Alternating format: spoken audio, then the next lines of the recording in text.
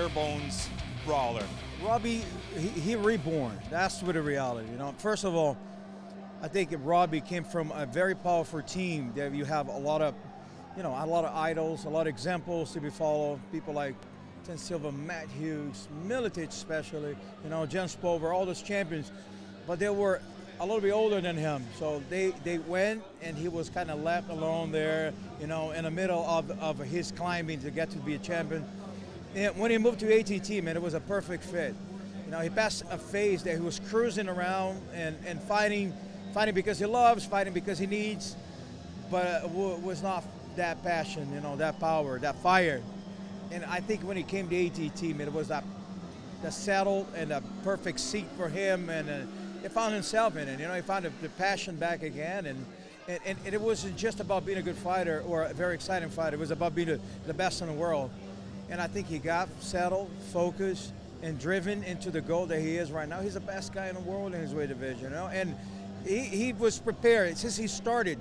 He got the talent, he got the mentality, he got the work ethic, he got everything else. He was just a little bit out of guidance. And I think when he came to America Top Team, all the coaches, everybody from Dan, who's very good friends with him, from all the coaches, Kami, Cattell, Pena, who also fit in perfectly, and all the other guys, all the other coaches in. It was a perfect fit. It was a glove for him. You mentioned that American Top Team has an open door policy for the most part to see if these athletes have a fit. How important is the family aspect, mentality at ATT? It's very, very important, very extremely important, especially because we pride ourselves the fact that we're not driven into the money part, and our policy is we pay 5% of the purse, for training. We don't manage anybody. On the management side, it was terrible in the phase that we have there right now. It didn't work at all, so we dropped everything else. And 5% to be training with the high-level coaches and the high-level training partners is nothing. So it has to be a match. It has to be part of the philosophy. He can't be just a good guy and a douchebag. He's got to be really a good fit. So everybody can go there for a week if you don't have a fight against our guy. Definitely. So you can go there for a week, see how it is, and if the honeymoon is over, everything is perfect. Yeah, to come over and he's beat American Top Team. So I'm very open for it, Got to talk about you, ADCC coming up. If you're a fan of jiu-jitsu or submission grappling, do you love to compete? Is this something, because we've heard it all for years and years and years. You're the best in the world, one of the best, we hear it from it. Do you feel that? Don't believe the hype.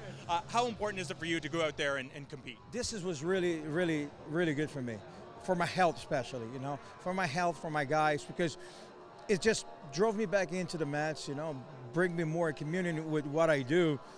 Before that, man, I have 7 herniated discs, so I couldn't find the reason why I should be taking care of more of the aspect that I got to take care of myself. And to be a coach, you got to be selfish.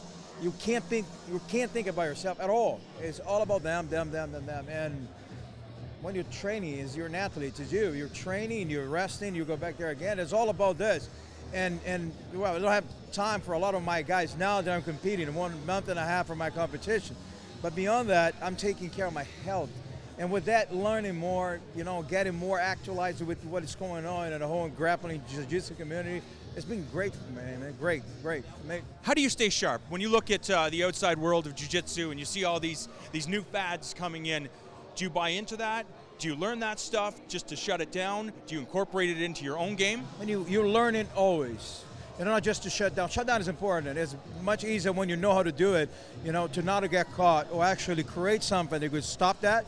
You can prevent, or you got to create something to solve the problem. But beyond anything else, it's about the learning. You cannot be a good coach if you shut down in your mind and you know everything. You're lost from there. You're never going to achieve the highest level. You always got to be learning. And to be in the mat, man, that's the best thing. See what it works or it's not.